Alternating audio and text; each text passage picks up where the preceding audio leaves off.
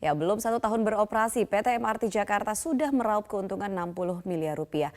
Jumlah penumpang yang telah diangkut hingga bulan November ini telah mencapai 20 juta orang. Sementara pemerintah Provinsi DKI Jakarta masih memberikan subsidi 560 miliar rupiah. Nah, bagaimana penghitungan laba ini dan bagaimana bila subsidi dicabut? Kita akan membahasnya bersama dengan Direktur Utama PT MRT Jakarta, William Sabandar, yang saat ini terhubung bersama kami dari Stasiun MRT Lebak Bulus, Jakarta. Selamat pagi Pak William.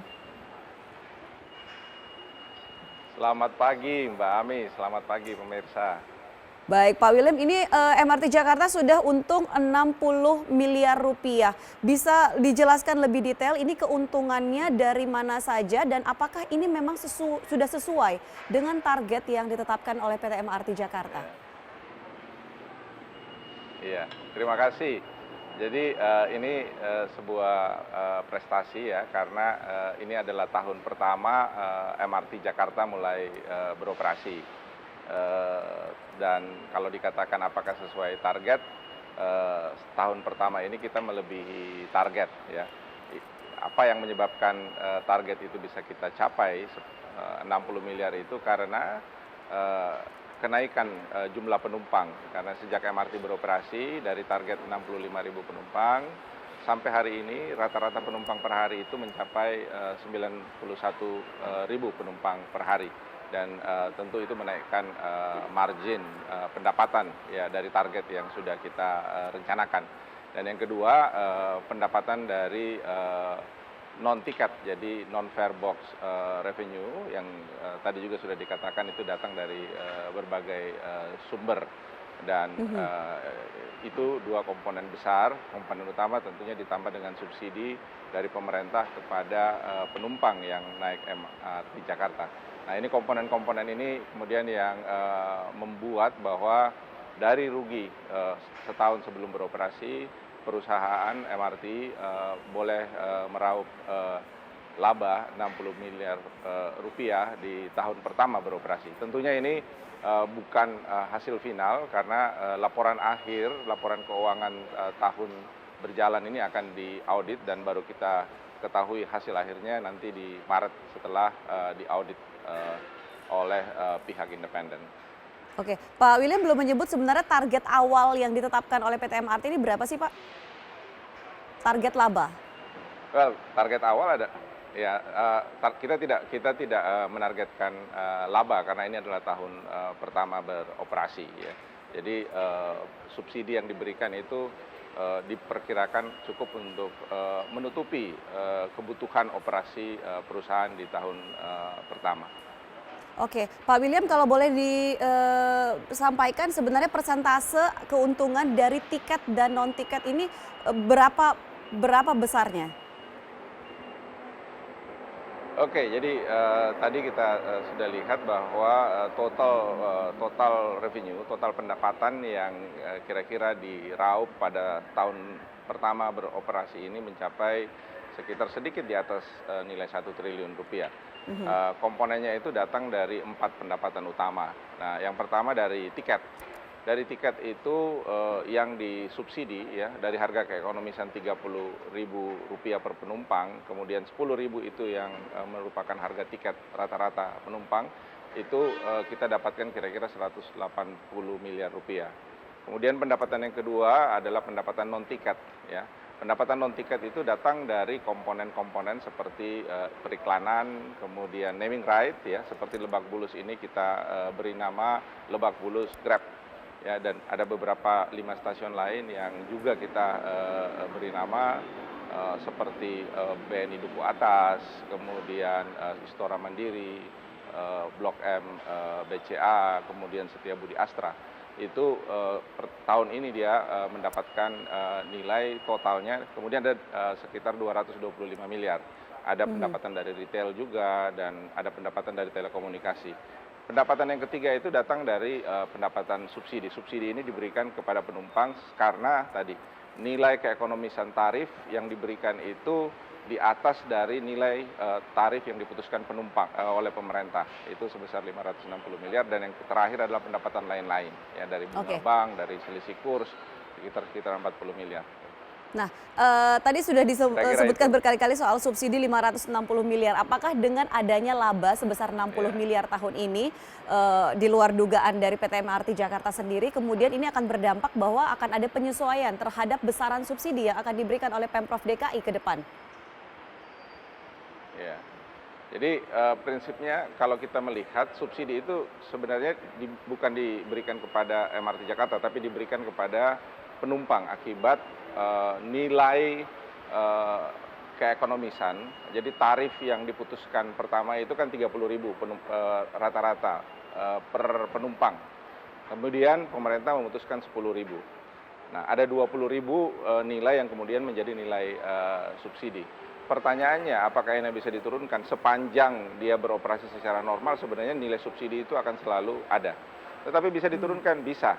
Ketika misalnya pendapatan masyarakat atau willingness to pay dari masyarakat itu meningkat sehingga tarif itu bisa dinaikkan. Biasanya ini jarang terjadi karena begitu perusahaan beroperasi, nilai itu akan akan dilihat sebagai nilai di mana masyarakat akan willing to pay. Tapi kalau dia naik itu bisa, dan itu mengurangi nilai subsidi. Yang kedua adalah perusahaan itu sehat. Jadi kalau MRT ini berjalan dalam waktu beberapa tahun ke depan, kemudian dia membukukan laba yang terus-menerus secara konsisten dan meningkat, maka nilai laba ini bisa dipakai untuk secara bertahap mengurangi nilai subsidi. Ya, kira-kira seperti itu. At one point, mungkin dalam satu masa operasi ketika dia menaik terus, maka subsidi untuk jalur fase 1 ini kemudian nanti bisa berkurang atau bisa hilang. Tapi kemudian apakah akan hilang terus? Tidak, karena MRT ini akan membuka jalur berikutnya, ya. Jalur berikutnya, ketika mungkin dari 170.000 penumpang per hari di jalur ini, ketika kita membuka jalur 2 dari Bundaran HI ke Ancol Barat, itu penumpang itu diperkirakan akan naik mencapai 500.000 penumpang per hari. Nah, subsidi yang akan diberikan oleh pemerintah itu adalah akan difokuskan pada jalur baru tadi. Jadi kira-kira seperti itu perhitungannya. Subsidi pada fase 1 itu berkurang, tetapi kemudian ada subsidi baru yang akan diberikan oleh pemerintah pada fase-fase berikutnya. Jadi, Berarti tapi dengan singkat catatan katanya, perusahaan itu harus sehat.